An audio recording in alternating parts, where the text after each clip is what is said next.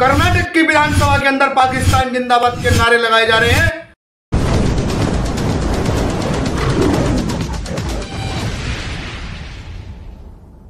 जय गौ माता। आजकल देश के अंदर ना जो राष्ट्र विरोधी बात करेगा, सनातन की विरोधी बात करेगा, धर्म विरोधी बात करेगा, वही देश के अंदर नेता माना जाएगा।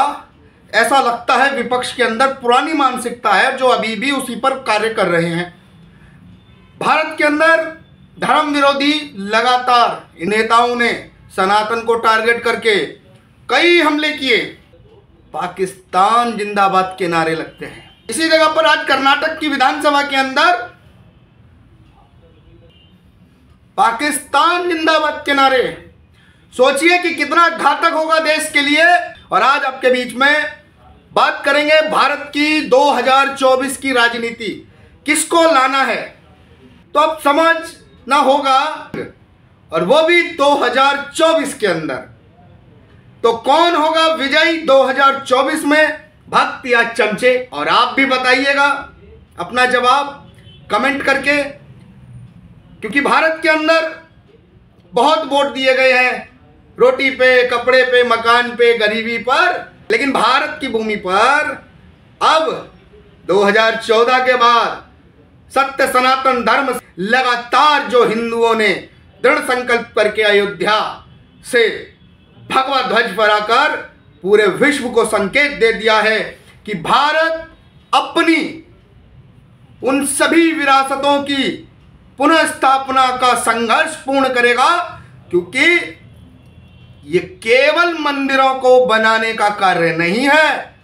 अगर आपको लगता है कि भारत का हिंदू अयोध्या, मथुरा, काशी केवल मंदिर बनाने की लड़ाई लड़ रहा है, तो ये आपकी गलतफहमी है। हम मंदिर बनाने की नहीं, हमारे उन तोड़ी गई, क्षतिग्रस्त की गई उन विरासतों को पुनः जीवित करने का कार्य किया जा रहा है, जिन्हें तुम्हारे बाप दादा लुटेरों ने आकर धराशायी किया था भारत के अंदर। तो ये मंदिर बनाने का कार्य नहीं है। यह आपको देखना होगा, अयोध्या, मथुरा और काशी मंदिर निर्माण नहीं। आपको समझना होगा कि भारत की भूमि के अंदर किस प्रकार आतताइयों ने, आक्रमणकारियों ने भारत की संस्कृति को सदैव नष्ट करने का कार्य किया। और आज आप 70 साल से, मात्र कुछ समय से सेकुलर बन गए।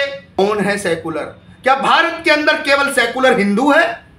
ये हिंदुओं तुमको सोचना चाहिए कि भारत के अंदर सेकुलर है कौन? क्या ईसाई है, मुस्लिम है? बताइए। या केवल भारत के अंदर हिंदुओं को मूर्ख बनाने के लिए एक सेकुलर कानून बना दिया गया?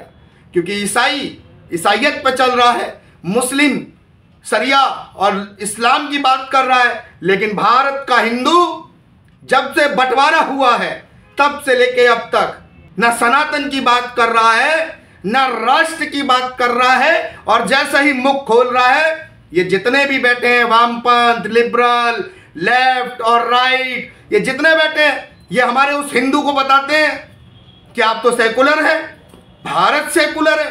अरे हिंदू को बताते हो भारत सेकुलर है और हिंदू सेकुलर है, लेकिन कभी अपने आप को क्यों नहीं भारत के उन्हीं हिंदुओं को दिखाते हो कि आप भी सेकुलर हैं?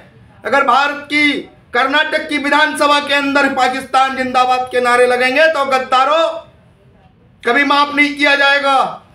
एक एक का चेहरा और आने वाला समय 2024 में ये उंगली की ताकत दिखाई जाएगी।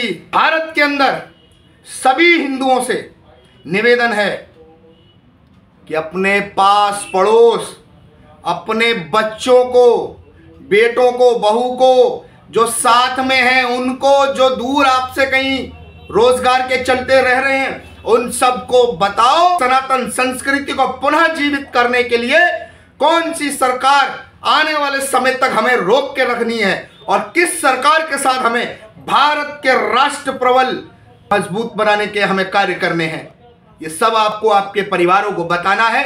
किसको वोट देना है, किसको नहीं देना है, ये तय आपको करना है। और तय ये जब ही होगा जब राष्ट्र प्रथम होगा, और राष्ट्र प्रथम के साथ में ही आपको खुद तय करना होगा। आज कर्नाटक के अंदर पाकिस्तान जिंदाबाद के नारे लगाए जाते हैं। आप समझिए, वहां के लोगों ने जो वोट दिया, वो वोट पाकिस्तान को गया। इसीलिए कर्नाटक की विधानसभा के अंदर पाकिस्तान जिंदाबाद के नारे लगा दिए जाते हैं।